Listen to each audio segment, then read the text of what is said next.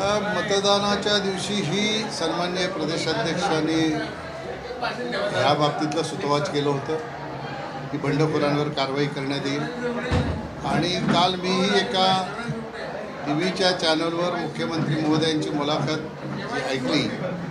त्याच्यामध्ये मुख्यमंत्र्यांनी सांगितलं की त्यांच्यावर आम्ही कारवाई केलेली आहे। आता ह्या बाबतीतली सत्यता मला माहिती नाही, कारण मी भिवंडी शहरामध्ये प्रभारी नाही, मी ठाणे ग्रामीणचा प्रभारी असल्यामुळे मला ह्या बाबतीतली माहिती नाही।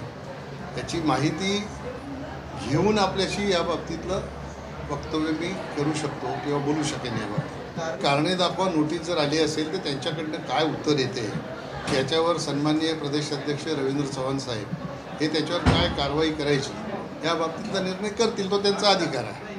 नाही, असं भारतीय जनता पक्षाच्या पाठिंब्याने असं झालं असं कोणाचं मत असेल तर त्या बाबतीतले त्यांनी काय त्यांच्याकडे पुरावे आहेत ते समाजासमोर द्यावे।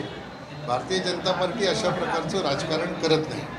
सन्माननीय मुख्यमंत्री महोदय जेव्हा बोलतात की आम्ही त्यांच्यावर कारवाई केली, याचा अर्थ भारतीय जनता पार्टीचा त्यांना पाठिंबा नाही असा त्याचा अर्थ आहे। प्रदेशाध्यक्षही बोलतात की आम्ही त्यांच्यावर कारवाई करणार आहोत।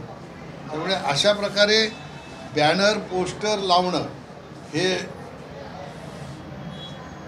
वेगवेगळ्या पक्षाचे वेगवेगळे कार्यकर्ते असतात। एखादा व्यक्ती महापौर होतो, त्या व्यक्तीवर प्रेम करणारा जो माणूस असतो त्याला जे नेते प्रिय असतात त्या नेत्यांचे ते फोटो टाकतात। मी काय बॅनर पाहिले नाही। एक ठिकाणी मलाही लक्षात आलं, दोन आमदार आणि एक खासदार अशा प्रकारचे बॅनर मीही पाहिले। पण बॅनरवरून आपण सुतावरून स्वर्ग गाठण्याचा प्रयत्न करणं हे कितपत उचित आहे हे आपण सगळ्यांनी शोधावं। आणि आपल्याला अशी काही माहिती असेल तर आपण मीडियावाले आहात ना, आपण ती समाजाला द्यावी। पण कारणे दाखवा नोटीस दिली असेल तर त्याचं उत्तर संबंधित नगरसेवक काय देतात त्याच्यावर प्रदेशाध्यक्षांच्या अध्यक्षतेखाली एक अशा प्रकारे कृत्य करणाऱ्या कार्यकर्त्यांवर कारवाई करण्यासाठी एक कमिटी आहे। त्या कमिटीमध्ये तो निर्णय होईल आणि ते प्रदेशाध्यक्ष त्याच्यावर उचित कारवाई करतील।